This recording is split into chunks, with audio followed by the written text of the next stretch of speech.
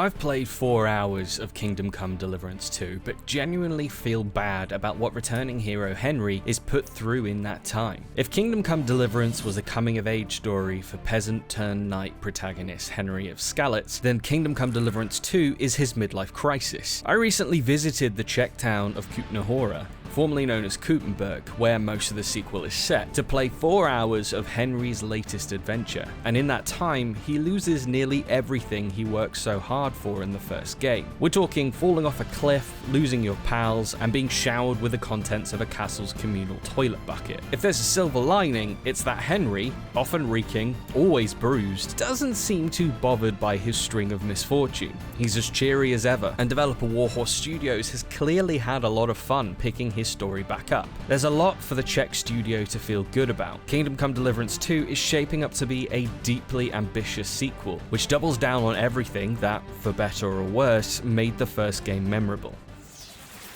God, is this retribution for my sins? Though Kingdom Come Deliverance 2 opens with a flash forward of Henry's allies besieged in a castle, it picks up in earnest mere moments after the first game ends. Henry and his immature lord-in-waiting Sir Hans Capon, flanked by their entourage of knights and servants, are on a diplomatic mission to unite Bohemia's lords against the king's half-brother Sigismund, who plans to invade and ransack the kingdom. For all of 5 minutes, it's a lovely trip. Bohemia's lush green forests are gorgeous, and I could have spent ages ambling through them on horseback. Birds are singing and the sun is shining, but not all is well. We're soon accosted by soldiers of the castle we're traveling to, who want to make sure we're not the bandits who have been terrorizing the area.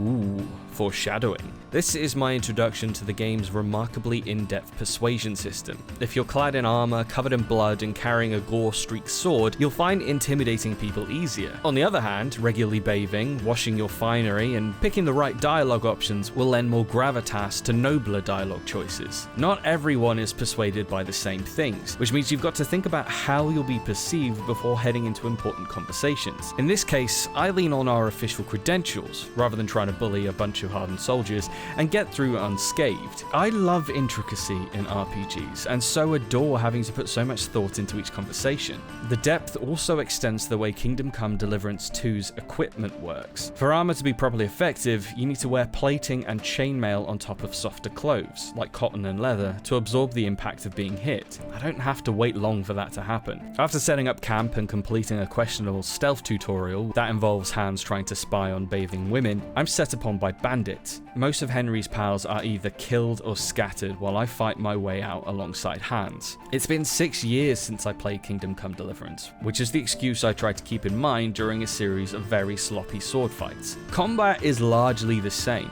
You flick in the direction you want to hit or block, parry, and riposte, and occasionally make some distance to give your stamina a chance to regenerate. It's a system that was quite contentious in the first game, and while I loved it, lots of people found it unwieldy and too challenging in its opening hours. Addressing that, Warhorse spokesperson Tobias Stoltz-Swilling says that although swords will take practice to use well, weapons like maces and primitive firearms will offer more straightforward approaches to combat. A workaround that I think is quite clever, although my pride would never let me trade in the sword.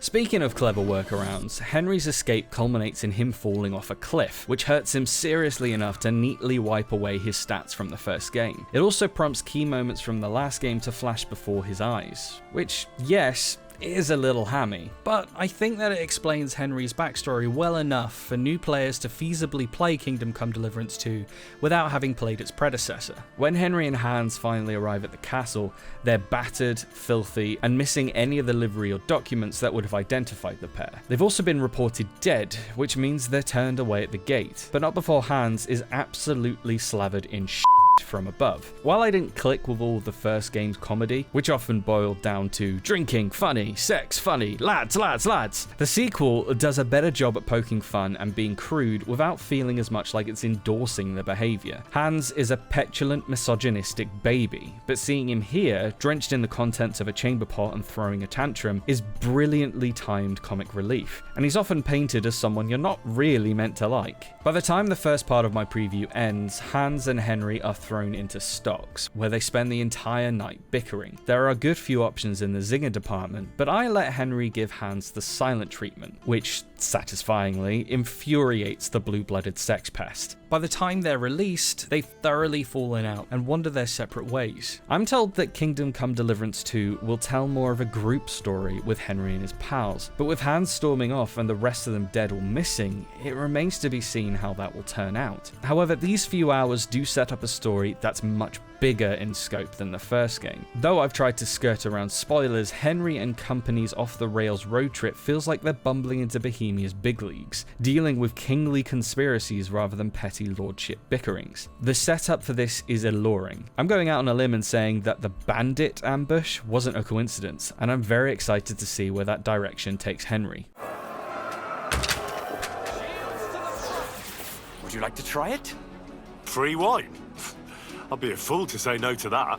Things can't have gone too wrong for Henry though, because when I pick things up with him again in the second half of the preview, set closer to the game's halfway point, he's made it into the picturesque city of Kuttenberg. For this segment, we're focused on helping out scorned swordsman Menhard von Frankfurt, who Bohemia's King Wetzlatz invited to lead the city's guild of swordsmen. The current guild is unwilling to let him take over though, and has resorted to bureaucratic bullying to try and drive our new friend from Kuttenberg. I'm told this quest has been chosen for the preview as it's a good example of Kingdom Come Deliverance 2's side quests, which Warhorse has tried to make feel more open-ended. As Menhard bickers with his rivals on the street, Stoltz Willing points out that if we didn't choose to back him up, he would have been expelled from Kuttenberg, meaning we would have had to traipse in and out of the city to help the swordsman and his guildmate. Instead, they get to stay at their inn while I'm given the dirty work of sneaking into the current guild's hall and pinching their ceremonial sword, which must be then hung on the town hall to signify they're taking challenges, giving Menhard a chance to duel for the right to take over. The sneaking isn't too special, but I do love the way Kuttenberg is patrolled by guards through the night. If they spot you skulking around without a torch, they'll flag you down and politely ask you to light one, but continue to act shady and you'll be in real trouble with the law.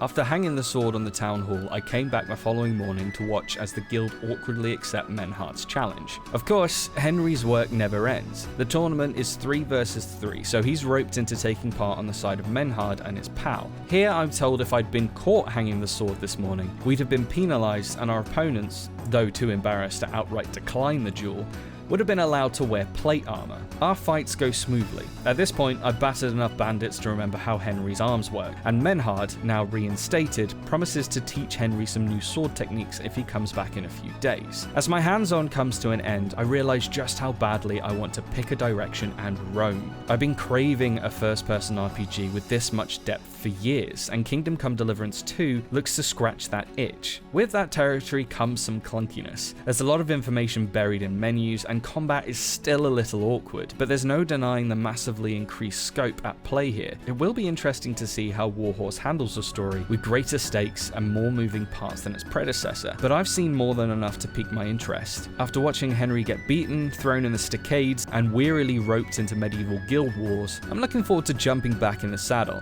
if only to get that poor boy a much needed bath. Kingdom Come Deliverance 2 releases February 11th, 2025 for PC, PS5, and Xbox Series X and S. Will you be checking this one out? Are you a fan of the first game? Let us know in the comments and follow GamesRadar for news, previews, and more great gaming content.